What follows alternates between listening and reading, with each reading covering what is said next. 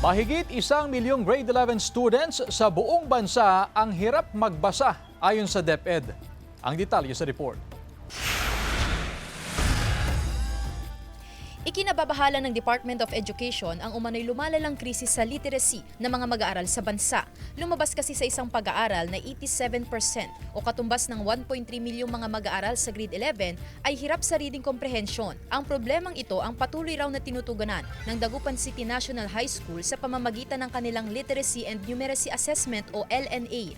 Meron po kaming window testing time na tinatawag and we hope to end by July 10. From there po ay magkakaroon ng mga proper intervention programs para po sa kanila. Depende kung anong level.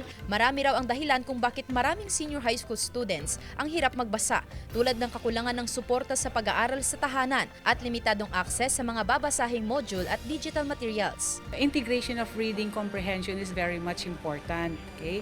Although we give only very short problems, there are some other students who really cannot catch up. But of course, teachers were always there to help. Kailangan po tutukan po kami ng maayos or tutukan po ng sobra para po lahat po is makasabay po and lahat po ay marunong na po. Parang ganun.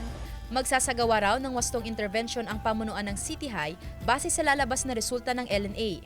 So, binibigyan sila ng appropriate reading materials sa tulong ng ating mga magigiting na guro para sila po ay ma-improve. Target ng programa na matulungan palalo ang mga estudyante sa pagkamit ng kanilang inaasam na edukasyon.